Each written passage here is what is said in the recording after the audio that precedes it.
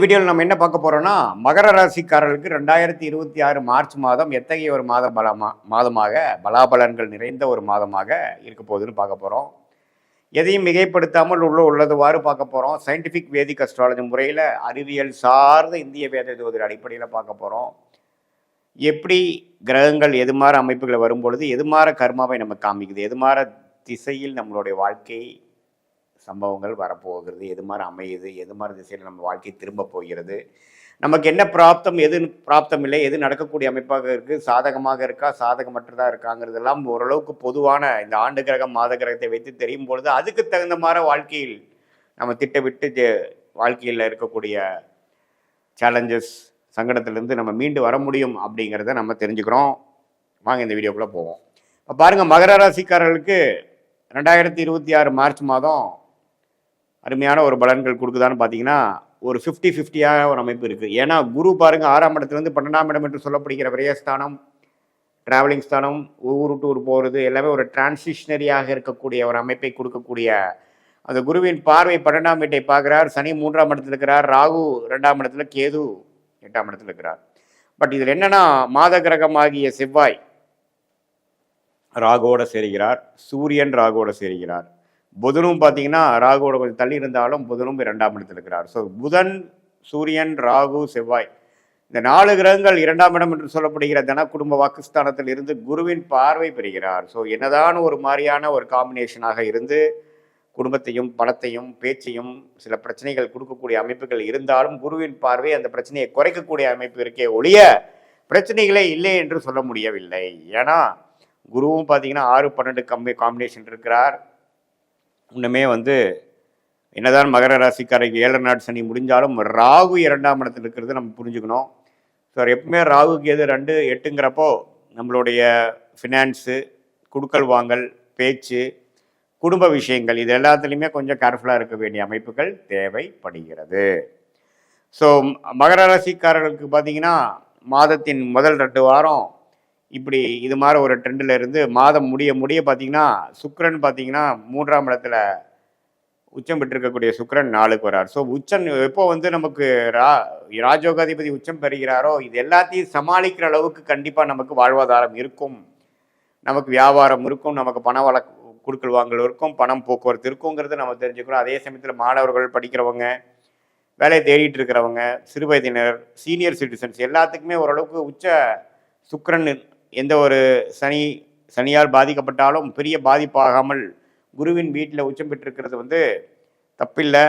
So இது மாதிரி சில குடுக்கல் வாங்கல், பண விஷயங்கள், குடும்ப விஷயங்கள், வாக்கு விஷயங்கள், ஹெல்த் ரிலேட்டடான விஷயங்கள் எல்லாம் கொஞ்சம் பாதிப்புகள் இருந்தாலும், ஏன்னா சூரியனுங்கிற ஒரு மகர ராசிக்கு 8ஆம் வீட்டு அதிபதியாக வருகிறார். ஸோ 8ஆம் வீட்டு அதிபதியாக மகர ராசிக்கு இது மாதிரி பிரச்சனைகள் கொடுக்கக்கூடிய உடல் உபாதைகள், டிராவலிங்கில் பிரச்சனைகள் கொடுக்குது, ஹெல்த்து, மரணத்துக்கு ஒப்பான கண்டங்கள், இது மாதிரி விஷயத்திலாம் கொடுக்கக்கூடிய இந்த ராகு அது சூரியனே ராகுவால் பாதிக்கப்படும் பொழுது, சூரியனே அட்டமாதிபதியாக மகர ராசிக்கு வருவதும் பொழுது இது மாதிரி விஷயங்கள்லாம் கொஞ்சம் இருக்குது. ஸோ உடல் உபாதைகளை பார்த்துக்கணும், வண்டி வாகனத்தில் போகிறப்போ கேர்ஃபுல்லாக இருக்கணும், ராத்திரி நேரத்தில் போகிறப்போ நம்ம கேர்ஃபுல்லாக இருக்கக்கூடிய அமைப்புகள் இருக்குது, தேவைப்படுகிறது. இது ஒரு சுமாரான ஒரு பொதுவான பலனை தவிர உங்களுடைய ஜென்ம ஜாதகத்தில் நீங்கள் பிறந்த தேதி, பிறந்த நேரம் வைத்து, பிறந்த ஊரை வைத்து உங்களுக்கு வரக்கூடிய ஜாதகத்தில் என்ன லக்னத்தில் பிறந்தீங்க, நீங்கள் அவிட்ட நட்சத்திரமாக இருந்தாலும் சரி, திருவோண நட்சத்திரமாக இருந்தாலும் சரி, உத்திராட நட்சத்திரத்தில் பிறந்திருந்தாலும் சரி, நீங்கள் என்ன லக்னத்தில் பிறந்தீங்க, என்ன தசாபுத்திகள் போய்கொண்டு இருக்கிறது, அந்த தசைகள் புக்திநாதன்லாம் கோச்சாரத்தில் நன்றாக இருக்கிறார்களா, அதை பொறுத்து வாழ்க்கையில் நீங்கள் எது மாதிரி ஒரு விஷயங்கள் செய்ய முடியும், இந்த நேரத்தில் எப்படி இருக்குது,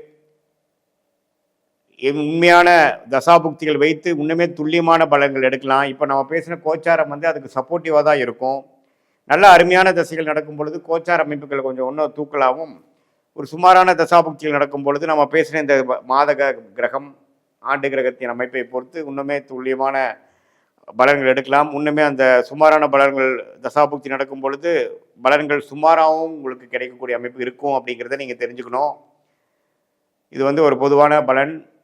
நீங்கள் வாழ்க்கையில் சயின்டிஃபிக் வேதிக் அஸ்ட்ராலஜி முறையில் என்ன மாதிரி பிராப்தங்கள் இருக்குதுன்னு தெரிஞ்சுக்கலாம். உங்களுக்கு தனிப்பட்ட கர்மா என்ன, என்ன மாதிரி விஷயங்கள் உங்களுக்கு ஈஸியாக நடக்கும், ஃபார்ச்சுனேட்டாக நடக்கும், எதில் நீங்கள் போராட வேண்டியதாக இருக்கும், எளிதில் கிடைக்கக்கூடிய அமைப்புகள் எந்த துறையில் இருக்குது, எந்த துறை நமக்கு லக்கியாக இருக்குது, எந்த மேற்படிப்பு படிக்கலாம், வெளிநாடா உள்நாடா, வேலையா தொழிலா, அரசு உத்தியோகமா பிரைவேட் செக்டாரா, எப்போ துறையிலேருந்து துறை மாறுவோம், எப்போ வேலை மாறல, இது நல்லது, குழந்தை பேர் எதிர்பார்க்குறவங்க, கல்யாணம் விஷயங்கள் சுப விஷயங்கள் எதிர்பார்க்குறவங்க, நல்ல ஒரு உயர்வை எதிர்பார்க்குறவங்க, கடன் அழைக்கணும், ஃபினான்ஷியலாக நம்ம செட்டில் ஆகணும்னு நினைக்கிறவங்க எல்லாத்துக்குமே நம்மளுடைய தசாபுக்திகள் எப்படி போய் கொண்டிருக்கிறது, மகர ராசிக்கு இப்போ கோச்சாரம் எப்படி இருக்குது, உங்களுக்கு என்ன நேரத்தில் எந்த தேதியில் பிறந்தீங்க, எந்த லக்னத்தில் பிறந்தீங்க, எல்லாம் உங்கள் ஜாதகத்தை முழுசாக அனலைஸ் பண்ணும் பொழுது அடுத்து வரக்கூடிய வாழ்வாதாரங்கள்லாம் எப்படி இருக்குது,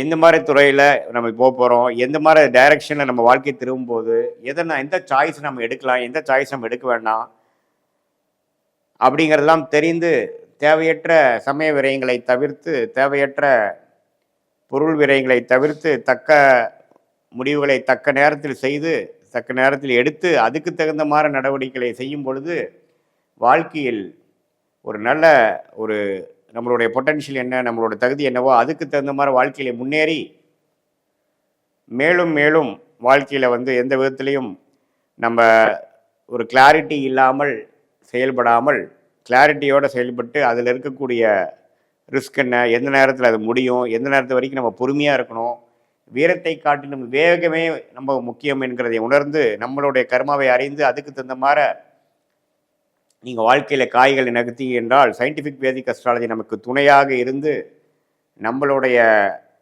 அணுகுமுறை மிகவும் கிளியராக தேவையற்ற விஷயத்துக்குள்ளே போகாமல் தேவையற்ற ஒரு நம்மளுடைய கர்மாவுக்கு சம்மந்தம் இல்லாத அலைன் ஆகாமல் இருக்கக்கூடிய விஷயத்துக்குள்ளே போய் எல்லாமே நமக்கு வாழ்க்கையில் பிரச்சனைகளை கொடுத்து தவறான முடிவுகளை எடுத்து தவறான நேரத்தில் தவறான விஷயங்களை செய்து அதுக்கு வேணுங்கிற நஷ்டத்தை வாங்காமல் நம்மளுடைய பிறவி பயன் என்ன, நம்மளுடைய பெஸ்ட் பிளானட் என்ன, எந்த கர்மா நல்ல கர்மாவை நம்ம பெற்று வந்திருக்கிறோம், அந்த டைரக்ஷனில் போனோம்னா நம்ம தேவையற்ற ஒரு ஒரு இடைஞ்சல்கள், ஹிண்ட்ரன்ஸ், அப்டக்கிள்ஸ் இன் லைஃப் அப்படிங்கிறதெல்லாம் முடிந்த வரைக்கும் அதை குறைத்து கொண்டு முழுசாக நீட்டிக்க முடியும், எடுக்க முடியாது. ஏன்னா நம்மளுடைய விதி என்னவோ அது வலியுது. ஆனால் நம்ம விதியை தெரிந்து கொண்டேனால் அதில் மென்டலி ப்ரிப்பேர்ட் ஆகி அதுக்கு தகுந்த மாதிரி ஒரு வாழ்க்கையை அமைத்து கொண்டு நிம்மதியான வாழ்க்கை வாழ முடியும் என்பதே சயின்டிஃபிக் வேதிக் அஸ்ட்ராலஜியின் ஒரு அணுகுமுறை. அதுதான் நம்மளுடைய தேவையற்ற இது மாதிரி மிகைப்படுத்தி பேசுவது, பரிகாரங்கள் அது மாதிரி விஷயத்தில் போய் பயந்துக்கிறது, நம்மளுடைய தேவையற்ற மன அழுத்தத்துக்குள்ளே போய் அது மூலமாக மன நிம்மதியை இழப்பது, அதெல்லாம் இல்லாமல் உள்ளது உள்ளவாறு பார்த்து அதுக்கு தகுந்த மாதிரி முடிவுகளை தக்க நேரத்தில் எடுத்து மகர ராசிக்காரர்களாகிய நீங்கள் வாழ்க்கையில் ஷார்ட் டேர்ம் லாங் டேர்ம் எல்லாத்துலேயுமே ஒரு பிளானிங் பண்ணி சக்ஸஸ் ஆக முடியும் என்று சொல்ல விரும்புகிறேன். இந்த வீடியோவில் நம்ம என்ன பார்க்க போகிறோம்னா, தனுசு ராசிக்காரர்களுக்கு 2026 மார்ச் மாதம் எத்தகைய ஒரு மாதமாக இருக்க போகுதுன்னு பார்க்க போகிறோம். சயின்டிஃபிக் வேதிக் அஸ்ட்ராலஜி முறையில் எந்த விதத்தையும் மிகைப்படுத்தாமல் உள்ளது உள்ளவாறு நம்ம பார்க்க போகிறோம். பரிகாரங்கள் அந்த இதுன்னு தான் போகாமல் கிரகங்கள் ஒரு ஒரு அமைப்பில் ஒரு ஒரு ராசிக்கு கோச்சாரத்தில் எப்படி இருக்கும் பொழுது எது மாதிரி ஒரு அமைப்பை கொடுக்கும், எந்த மாதிரி ஒரு தாக்கத்தை கொடுக்கும், எந்த மாதிரி ஒரு கர்ம பலன் நம்மளுடைய பூர்வ ஜென்ம கர்ம பலனை கரைக்கக்கூடிய அமைப்பை எப்படி கொடுக்குது அப்படிங்கிறத நம்ம துல்லியமாக இந்த வீடியோவில் பார்க்க போகிறோம். இப்போ தனுசு ராசிக்கு பார்த்தீங்கன்னா ராசி அதிபதியாகிய குருவே ராசியை பார்க்குறார். மார்ச் மாதம் எந்த மாற்றமும் இல்லை. சனியும் பார்த்தீங்கன்னா 4ஆம் இடத்துல இருந்து 10ஆம் பார்வையாக ராசியை பார்க்குறார். 7ஆம் பார்வையாக தொழில் ஸ்தானத்தை பார்க்குறார். 3ஆம் பார்வையாக 6ஆம் வீட்டை பார்க்குறார். அதே மாதிரி ராகு 3லையும் கேது 9லையும் இருக்கிறாங்க.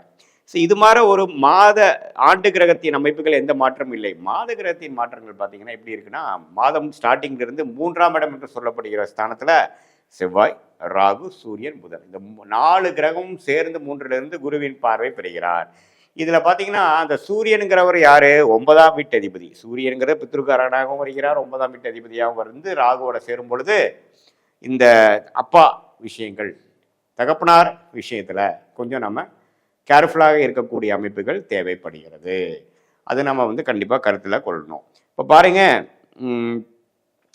ராசி அதிபதியாகிய குரு நல்ல ஒரு அமைப்பில் இருந்தாலும் அந்த 9ஆம் இடம் என்று சொல்லப்படுகிற பாக்கியஸ்தானம், தகப்பனார் ஸ்தானம் சூரியன் ராகுவோட சேரும் பொழுது தகப்பனார் விஷயத்துக்கு அவருடைய விஷயத்துக்கு கேர்ஃபுல்லாக இருக்கணும்னு பார்த்தோம். அதே சமயத்தில் பூர்வ புண்ணியம், நம்மளுடைய தகப்பனார் வழியில் இருக்கக்கூடிய பங்காளிகள், பெரியப்பா, சித்தப்பா அது மாதிரி விஷயத்துலையும் சில பாதிப்புகள் வரலாம். தசாபுக்திகள் ஒரு மாதிரி சுமாரான ஒரு அமைப்பு போகும்பொழுது இந்த மாதிரி பாதிப்புகள் இன்னும் அதிகமாக பார்க்கக்கூடிய அமைப்புகள் உண்டு. அதே சமயத்தில் ராசியோட மிகவும் ராஜயோகாதிபதியை கொடுக்கக்கூடிய தனுசு ராசியோட ராஜயோகாதிபதியாகிய செவ்வாயும் அங்கோட சேர்ந்திருக்கிறது தப்பு இல்லை. பட் இருந்தாலும் செவ்வாய், சூரியன், ராகு சேர்ந்திருக்கிறது ஒரு மிரட்டக்கூடிய ஒரு அமைப்பாக இருந்து குருவின் பார்வை அதை தணிக்கிறது. ஸோ இளைய சகோதரர், சகோதரிகள் ஸ்தானம் ஆகிய 3ஆம் இடம், தகப்பனார் ஸ்தானம், இது மாதிரி விஷயங்கள்லாம் கொஞ்சம் பாதிப்பு இருக்குது. 4ஆம் வீட்டில் இருக்கக்கூடிய அந்த 3ஆம் வீட்டில் இருக்கக்கூடிய செவ்வாயின் 4ஆம் பார்வை 6ஆம் வீட்டை பார்க்குது. ஸோ இதெல்லாம் கொஞ்சம் கேர்ஃபுல்லாக பார்க்கணும். ஸோ தனுசு ராசிக்காரர்கள் மார்ச் மாதம் கொஞ்சம் விவேகமாக, வீரத்தை காட்டிலும் விவேகமும் வேகத்தை காட்டிலும் நிதானமும் தேவைப்படக்கூடிய ஒரு மாதமாக 2026 மார்ச் மாதம் இருக்குதுங்க.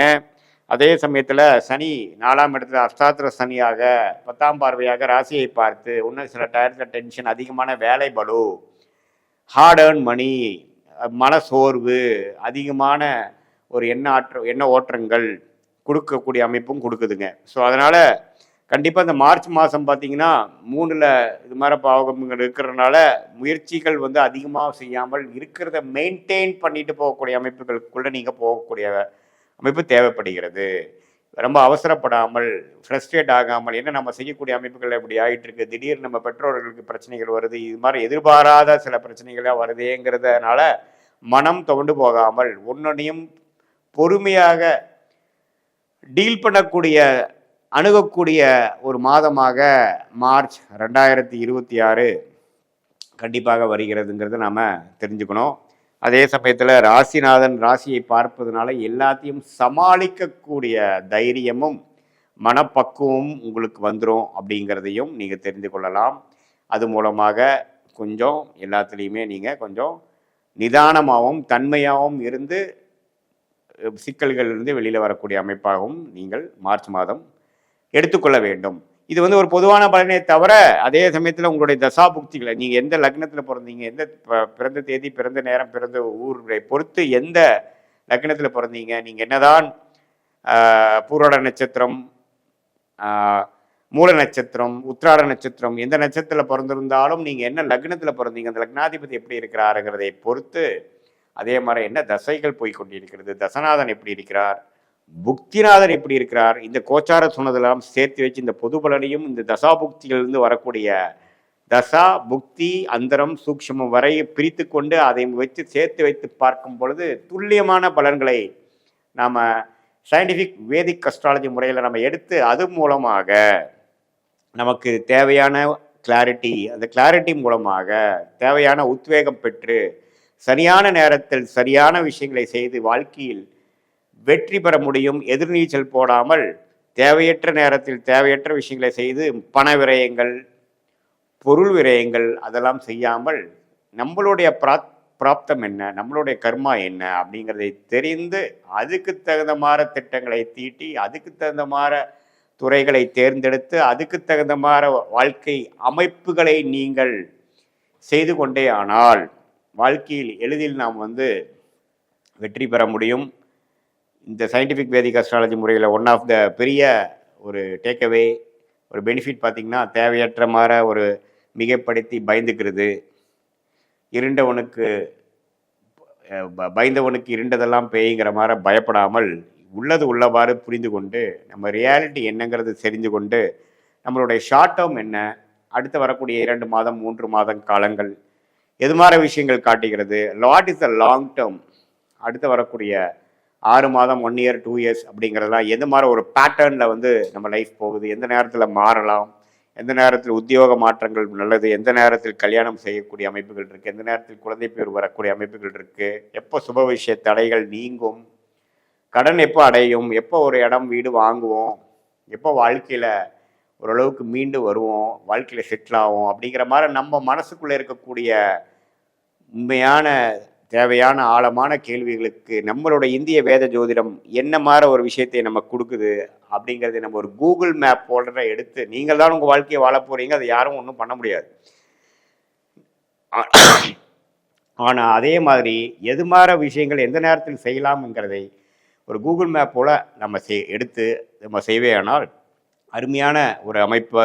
தேவையற்ற விரயங்களை, தேவையற்ற பொருள் விரயங்களை, தேவையற்ற சமய விரயங்களை தவிர்த்து நம்மளுடைய உண்மையான கர்ம வினை என்ன, நமக்கு மிகவும் ஃபார்ச்சுனேட்டான யோகமான துறை என்ன, எந்த கிரகம் நம்ம ஜாதகத்தில் ஸ்தானபலம், திக்பலம், திக்பலத்தோட இருக்குது, கோச்சாரத்தில் எந்த மாதிரி அமைப்புகள் சப்போர்ட் ஆகுது, சீக்கிரமாக நடக்கிற மாதிரி இருக்கா, அது டிலேயிங் ஃபேக்டர்ஸ்லாம் அதிகமாக வரக்கூடிய அமைப்புகள் இருக்கா, எது மாதிரி ஹேர்டில்ஸ் எதிர்பார்க்கலாம், எப்படி அதை எதிர்கொள்ளலாம், எது மாதிரி பிரச்சனை எது மாதிரி டைரக்ஷனில் வரும், எப்படி நம்ம ப்ரிப்பேர்டாக இருக்கணும் அப்படிங்கிறதெல்லாம் நம்ம தெரிந்து அதுக்கு தகுந்த மாதிரி அமைப்புகளை நாம் வந்து ஒன்றும் நாம் வந்து ஒரு கைத்து கோத்த மாறல் வேகம் காட்டிலும் விவேகமாக, அதே மாதிரி வீரத்தை காட்டிலும் நிதானமான ஒரு அமைப்பாக நம்ம செயல்பட்டேயானால் வாழ்க்கையில் பார்த்திங்கன்னா நம்ம பின்னோக்கி பார்க்கும் பொழுது தேவையற்ற சில விஷயங்கள் செய்வதனால தான் நமக்கு நிறைய பின்தங்கி போய் வாழ்க்கையில் ஒரு 5 வருஷம் 3 வருஷம் பின்னாடி போன மாதிரி நிறையா ஃபீல் பண்ணியிருப்போம்.